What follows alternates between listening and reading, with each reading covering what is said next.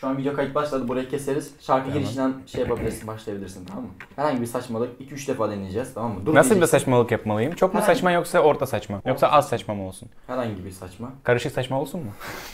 1, 2, 3.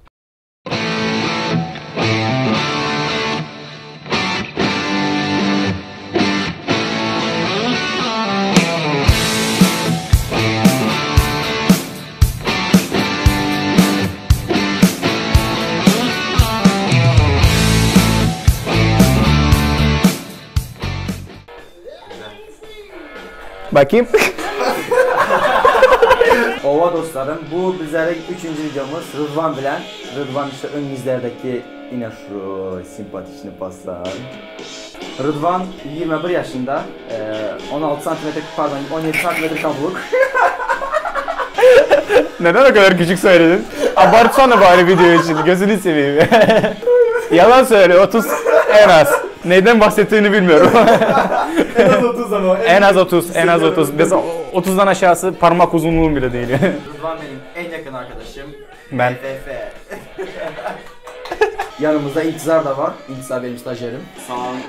Kanalımıza abone olmayı unutmayın. Full video şeyden yapalım mı? Kanalımıza abone olun. Evet Rıdvan, sende sıra. Sen kendi biraz tanıt bakayım. Merhaba, benim adım Rıdvan. En yakın arkadaşıyım Serdar'ın. Hangi konuyu anlatıyorsun Rıdvan bize?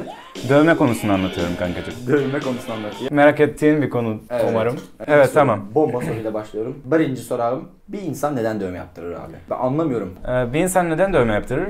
Bence en önemli nokta, en önemli sebep güzellik için. Güzellik için yaparlar. Yani dövme güzellik demek mi sence? Evet, yani güzellik kategorilerden biri. Hani diyelim biri tırnak yaptırıyor, biri saç yaptırıyor. Ha, kızlara nasıl makyaj yaptırıyorsa.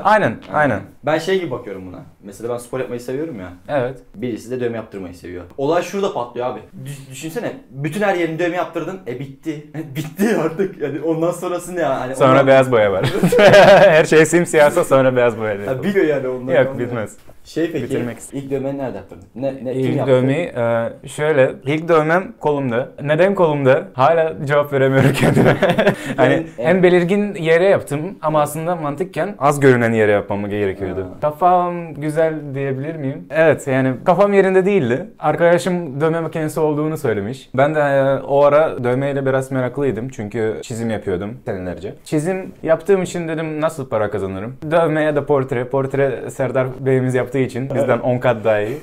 Dövmeye kaldık. İşte rica ettim makinesini çıkartsın diye. O ara tabii ki de ayık değilim. Bir arkadaşınla beraber. Evet, arkadaşımın evindeydim. Onda dövme makinesi vardı. İşte Ben o dövme makinesiyle. Aslında mantıklı yaptım, biliyor musun? Ben önce onu sordum. Hani sende portakal var mı? Çünkü daha önce duymuştum, portakal da yapıyorlar. Portakalda.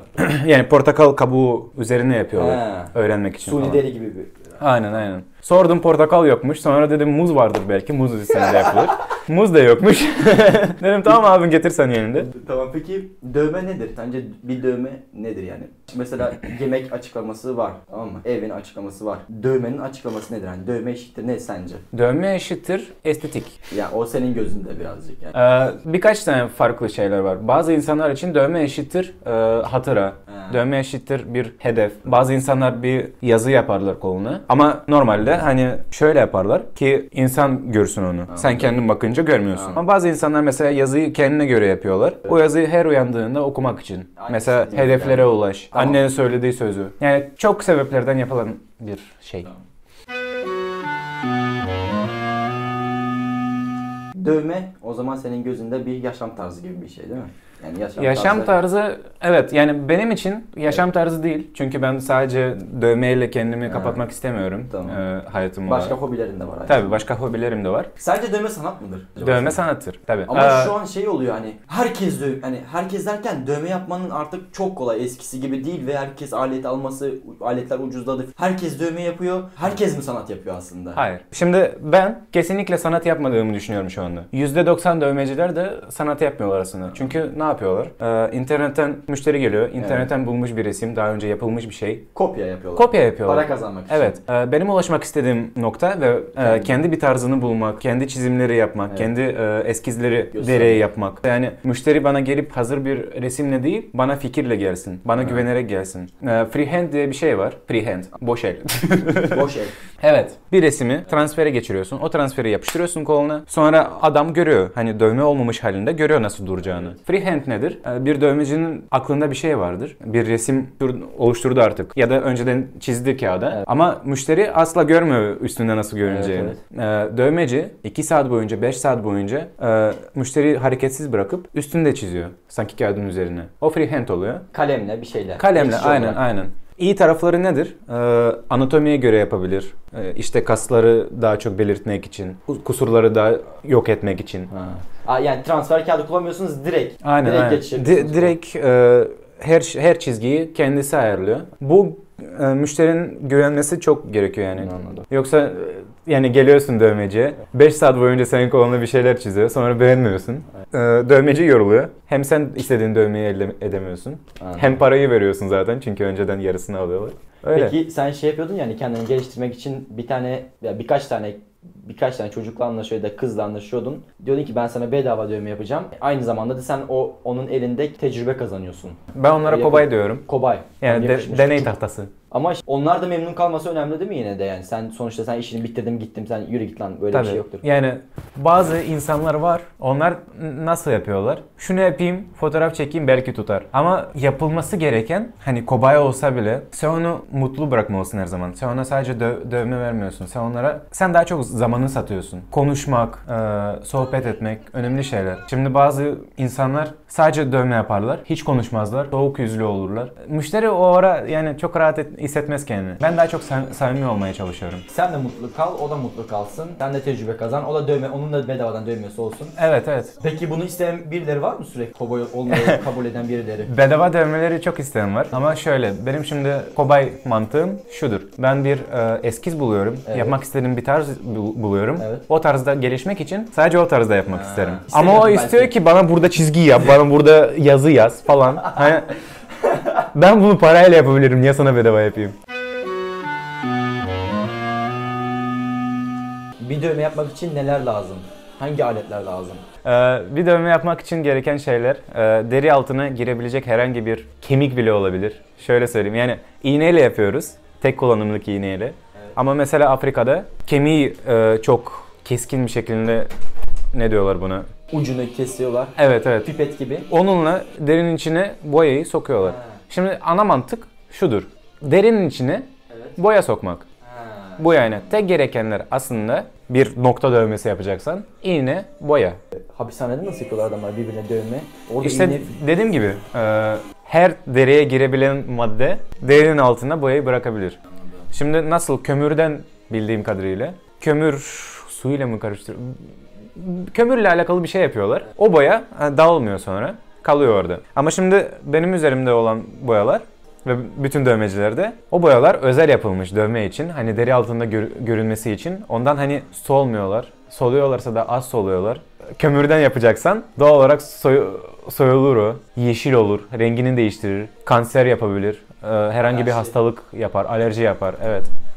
Şimdi evde yapılması için kimseye tavsiye etmiyorum evde.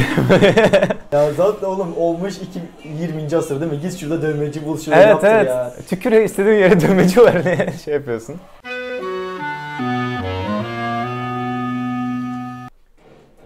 Sen bize galiba şey getirdin. Kendi aletlerini getirdin. Evet. Göstermek için. Evet. O zaman Evet. Makine kurması için yani size kurabileyim diye böyle bir kutu hazırladım. Dövme makinesi kaç bölümden oluşuyor? Dövme makinesi saymadım. Sayalım beraber. Evet, saymaya başlıyoruz. Dövme makinesi. Bunu bana staj gördüğüm yerde ustam hediye etmişti. Çünkü benim önceki dövme makinem gerçekten leş bir şeydi. Nasıl onunla çalıştığımı hiçbir fikrim yok. Bu Bishop markasının çakması. Bishop. Açıkçası dandik bir çakması olduğu çok bariz. Kullandığımda fark ettim. Ama aslında sadece iğneyle bile dövmeyi yapabilirsin. Makine bunu çok daha kolaylaştıran olay. İğneyle sen bir nokta yan yana koyup bir çizgi yapmaya çalışıyorsun. Makine saniyesinde yüzlerce binlerce vuruşlar yapıp çizgiyi daha iyi yapabilir. Daha hızlı. Aynen, daha hızlı yapabilir ve daha düzgün. Makineyi saydık. İkinci parçası tutacak. Buna grip de diyorlar. Yani adı üstü tutuyorsun. Tutacak. Başka bir opsiyon yok herhalde. Sadece tutacak. Yani tuttuğun kalemden neresinden tutuyorsak aynı şekilde sen de onu dövme makinesinde bir kalem gibi kullanacaksın ve orada tutacaksın. Evet, kalem gibi değil. Çok farklı bir tutuşu vardır. Ama mantık dediğim Aynen. gibi. Bir göstersene yine bu. Arkadaşlar biraz daha görsün. Bir şeyler baksana ne kadar kalınmış şu an. Bunun farklı boyutları var. İnceleri var, kalınları var. Kalının güzelliği şudur. Makinenin vibrasyonu daha az hissediyorsun. Çünkü saatlerce dövme yaptıktan sonra kolun sonra otomatik olarak böyle bir şey oluyor. Sonra iğne tak buraya. Hani anladın mı? Yaparsın kendin dövmeyi. Üçüncü kısmı canım bebeğim iğne. Aslında yakından nasıl gösterebilirim? Sadece buranın ucu giriyor. O da tam değil. Yani birkaç milimi giriyordur içine. Numaraları vardır. Nasıl sayılır? Öncelikle şunu söyleyeyim. Numaralardan oluşur iğne. Benim elimde olan şu anda 0,9 numara. Nasıl sayılır bu? Yani nasıl mantığı kavrayabiliriz? 0,9 nedir? 9 tane küçük iğne bir ortaya toplanıyor. Şimdi 0,5 ise 5 tane küçük iğne bir araya toplanıyor. Çok değişik iğne tarzları var. Dördüncü iğne ucu. Bunun amacı iğnenin bu ucundan çıkması ve burada bu alanda boya soktuğumuzda orada boya birikiyor. O boyadan iğne geri gittiğinde o boyayı biraz alıyor kendine içinde olan bu boşlukta ve geri atıyor. Böylece devamlı olarak boya besliyor. Oradan sürekli girip çıktığın zaman çıkarken alıyor, girerken sokuyor bir daha yani. Bu tekrar sürekli oluyor. Evet, aynen. Evet. Arkadaşlar şimdi size çok mantıksız gelebilir bunlar. Anlatıyorum ne diyor bu diyebilirsiniz. Ben size sayayım. Ondan sonra topladığımda her şeyi çok basit bir şekilde anlarsınız. Ondan sonra her şey plus minus oturacak. Evet, 5. Clipcord. Clipcord elektriği makineye veriyor. 6. pedal. Ne yapıyor? Sen onun üzerine bastığında mantıken burası plus minus değiyor birbirine. Bastığımda makineyi çalıştırıyor. Peki şey var mı da mesela yavaş basınca makine yavaş çalışıyor, hızlı basınca hızlı çalışıyor. Yani Yok, o farklı bir şey de var, ben sana göstereceğim. Şimdi geldik en önemli parçaya. Dövme makinesinin kalbi diyelim. Makinenin kalbi. Bu adaptör. Elektrikle alakalı ne oluyorsa makinede bunda oluyor. Onun üstünden geçiyor. Evet. Voltajı ayarlayabilirim. Sonra pedal girişi, clipcord girişi göstermiştim size ve priz girişi. 8. parça. En önemli parçalardan biri. Bu parça olmazsa hiçbir şey olmayacak. Size 5 saniye veriyorum. Düşünün ne olabilir? Düşündünüz mü? Bilemezsiniz. Çünkü bu bir priz girişi.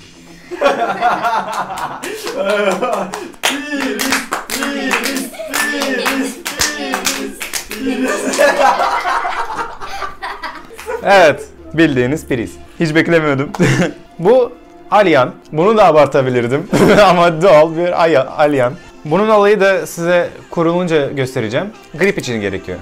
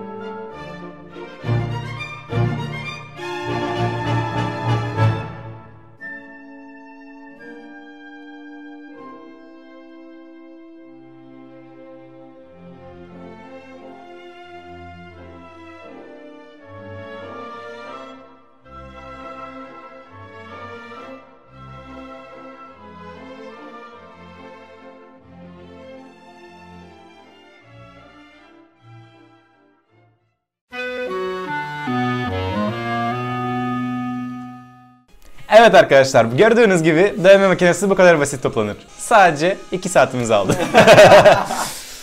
Evet arkadaşlar, makineyi kurduk. Gördüğünüz gibi her şey birbirine oturdu. Büyük ihtimal şu anda anladınız. Nasıl?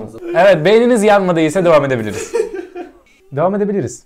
Ben dövmeyi sevmiyorum yani. Dövmeyi sevmiyorum derken nötrüm ama yaptırmak da istemiyorum hani. Sen dövmeye sıcak bakmıyorsun. Aynen. Sıcak bakmıyorum değil. Şöyle anlatayım sana. Oğlum olsa dövme yaptırsa hiçbir şekilde karışmam. Öyle bakıyorum ama yaptırmak da istemiyorum. Sence ben nereden başlamalıyım dövmeye? Şöyle, herhangi bir deri kusurun varsa, yara izi falan, onları kapatmak için yapabilirsin.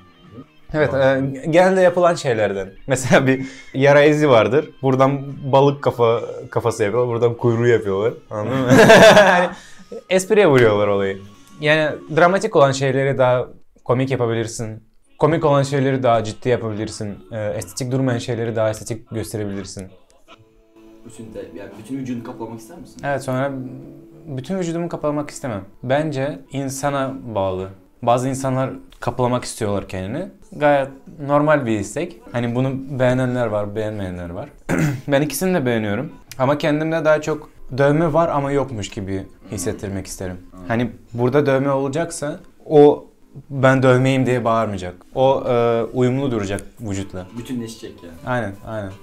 İnsanlar bazılar diyorlar ki işte anlamsız dövme yaptırma, anlamsız dövme yaptırma. Yok, yaptır. Güzel görünüyorsa yaptır. Sonra anlamı eklersin hani. Ben şeyi seviyorum abi. Şekil olsun diye dövme dediğin hani insanla birleşmesi lazım, nasıl desem.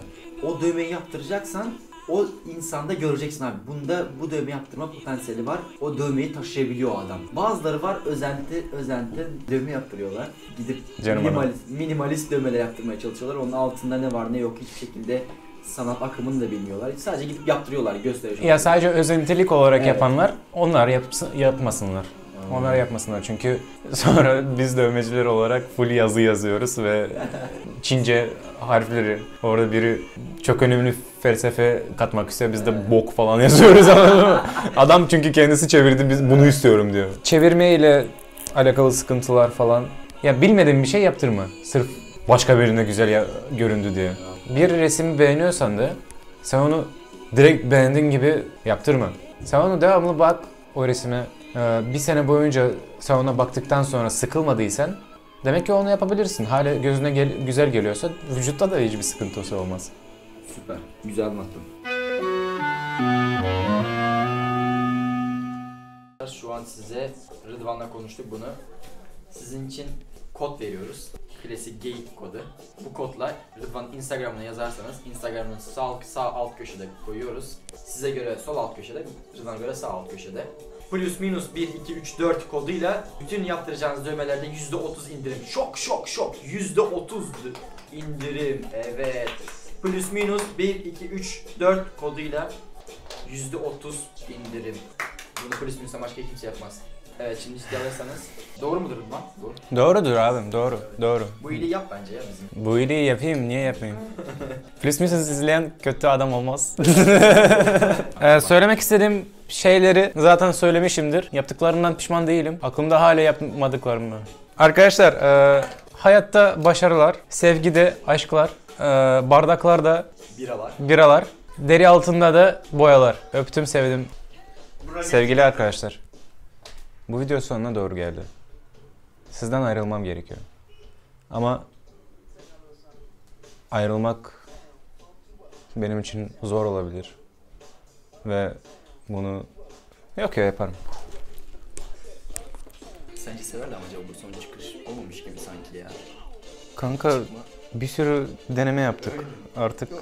Sonra bırak. Dur, intizar konuşuyoruz şu an. Ne zaman? İntizar daha ama... İntizar git sen çıkış yap. Kolay mı sanıyorsun?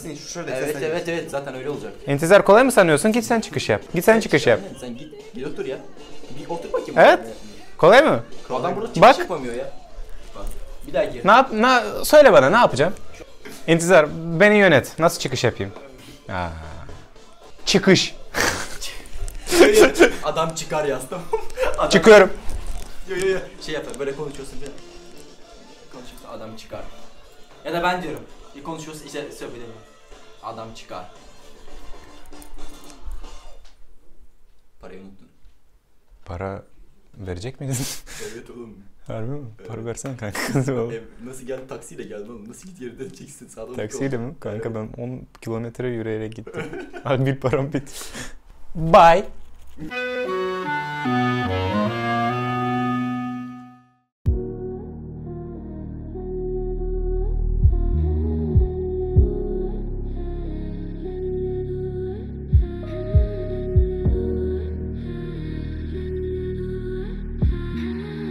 Scene 98.